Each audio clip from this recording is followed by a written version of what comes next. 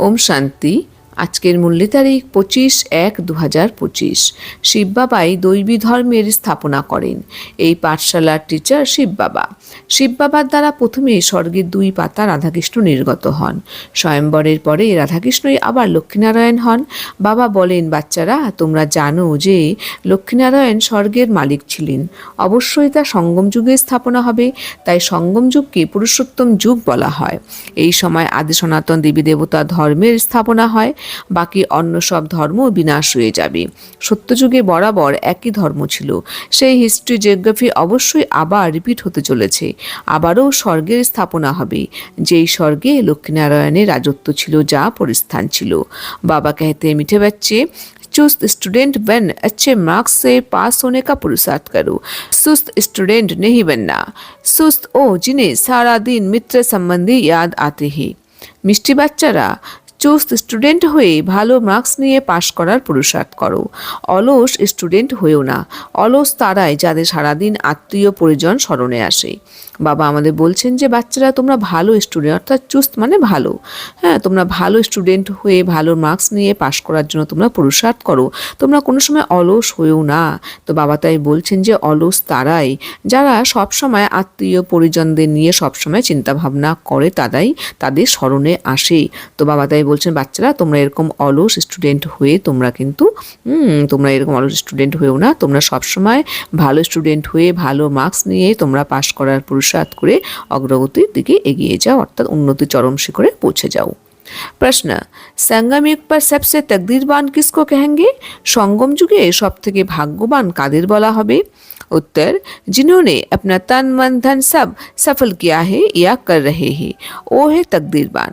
कोई कोई तो बहुत मनुष्य होते हैं, फिर समझा जाता है तकदीर में नहीं है। समझते नहीं कि बिना सामने खड़ा है, कुछ तो कर ले। तकदीरबंद बच्चे समझते हैं बाप अभी सम्मुख आया है, हम अपना सब कुछ सफल कर ले। हिम्मत रख, अनेकों का भाग्य बनाने के निमित्त बन जाए। যারা নিজের তন মন ধন সব সফল করেছে বা করছে, তারাই হলো ভাগ্যবান। কেউ কেউ তো খুবই অভাগা হয়, তখন মনে করা হয় যে এদের ভাগ্যে নেই। তারা বুঝতেই পারে না যে বিনাশ সামনে উপস্থিত, তাই কিছু তো করেনি। ভাগ্যবান বাচ্চারা মনে করে বাবা এখন সম্মুখে এসেছেন, আমরা আমাদের সব কিছু সফল করে নিই। সাহস নিয়ে অনেকের ভাগ্য তৈরি করার নিমিত্ত হয়ে যায়। বাবা আমাদের বলছেন যে ভাগ্যবান তাদেরকেই বলা হবে যারা নিজেদের তন মন ধন সব সফল করেছে বা করছে ঈশ্বরীয় সেবায়। হ্যাঁ, আর কেউ কেউ তো খুবই অভাগা হয়, তখন তাদের মনে করা হয় যে তাদের ক্ষেত্রে যারা এসব তন মন ধন কিছুই সফল করে না, তখন মনে করা হয় যে এদের ভাগ্যে এই সুখটি নেই। তারা বুঝতেই পারে না যে বিনাশ সামনে উপস্থিত, হ্যাঁ, তাই এখন কিছু করেনি বা আমাদের তন্মন সব ঈশ্বরীয় সেবায় সফল করেনি। সুতরাং তাদের মতো কিন্তু অভাগা আর কেউ নেই। বাবা তাই বলছেন ভাগ্যবান বাচ্চারা সবসময় মনে করে যে বাবা এখন আমাদের সম্মুখে এসেছেন, তো আমরা আমাদের সব কিছু ঈশ্বরীয় সেবায় সফল করেই আমরা ভাগ্যবান হয়ে উঠি। তারা তাই সাহস নিয়ে কিন্তু অনেকের ভাগ্য তৈরি করা নিমিত্ত হয়ে যায়, অর্থাৎ তারাই কিন্তু এই জ্ঞানটিকে ভালো মতো বুঝে জ্ঞান মার্গে চলে অনেকেই জ্ঞান প্রদান করে, অনেককেই জ্ঞান প্রদান করে তাদেরকে প্রকৃত সুখ শান্তির অধিকারী করে তুলে তাদেরকে অজ্ঞান অন্ধকার থেকে মুক্ত দিয়ে দুঃখ কষ্ট থেকে মুক্ত করার একটা প্রকৃত সেবা করে। मीठे मीठे सिखिलाते बच्चों प्रति माता पिता बाप दादा को याद प्यार गुड मॉर्निंग। रूहानी बाप के रूहानी बच्चों को नमस्ते। हम रूहानी बच्चों की रूहानी बाप दादा को याद प्यार गुड मॉर्निंग नमस्ते नमस्ते नमस्ते। धारणा के लिए मुख्य सार नंबर 1, कर्मातीत अवस्था को प्राप्त करने के लिए इस शरीर रूपी दुम को भूल जाना है। एक बाप के सिवाय कोई मित्र संबंधी आदि याद ना आए, ये मेहनत करना है। কর্মাতীত অবস্থা প্রাপ্ত করার জন্য এই শরীররূপী পুচ্ছকে ভুলে যেতে হবে। এক বাবা ব্যতীত কোনো আত্মীয় পরিজন যাতে স্মরণে না আসে তার জন্য পরিশ্রম করতে হবে। তো বাবা আমাদের বললেন, বাচ্চারা কর্মাতীত অবস্থা প্রাপ্ত করবার জন্য তোমাদের কিন্তু এই শরীরকে ভুলে যেতে হবে, নিজেকে দেহভান থেকে মুক্ত করতে হবে। এক যেন আমাদের বাবা ছাড়া যেন আর কোনো আত্মীয় পরিজন স্মরণে না আসে, আমাদের কিন্তু সেদিকে অবশ্যই পরিশ্রম করতে হবে। নাম্বার 2, শ্রীমত पर खुदाई खिदमत कर बनना है। तन मन धन सब सफल कर अपनी उच्च तकदीर बनानी है। শ্রীমতে চলে ঈশ্বরের সাহায্যকারী হতে হবে।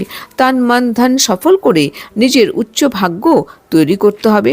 বাবা আমাদের বলছেন যে বাবা যে আমাদের শ্রীমত দিচ্ছেন সেই শ্রীমতে চলে আমাদের ঈশ্বরের সাহায্যকারী হতে হবে, অর্থাৎ ঈশ্বর যে আমাদের সেবা করতে বলে আমাদের সেইভাবে কিন্তু সেবায় আমাদের মনোনিবেশ করতে হবে। বাবা যে আমাদের শ্রীমত দেন সেই শ্রীমত অনুযায়ী আমাদের চলতে হবে, অর্থাৎ এক কথায় আমাদের কিন্তু আজ্ঞাকারী বাচ্চা হয়ে বাবার সব কথা অনুসরণ করে বাবার শ্রীমতে চলে আমাদের বাবার সাহায্যকারী হয়ে আমাদের উঠতে হবে। তন মন ধন সব কিছু সফল করে নিজের উচ্চ ভাগ্য আমাদের নির্মাণ করতে হবে। वरदान कर्म भोग रूपी परिस्थिति के आकर्षण को भी समाप्त करने वाले संपूर्ण नष्टमोहा भवो।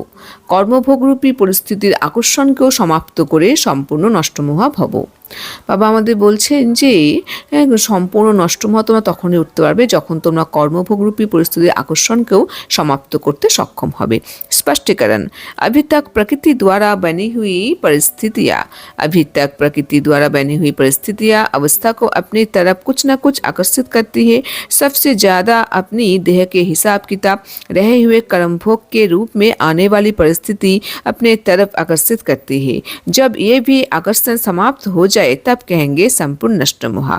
कोई भी देह की या देह के दुनिया की स्थिति को हिला नहीं सकी।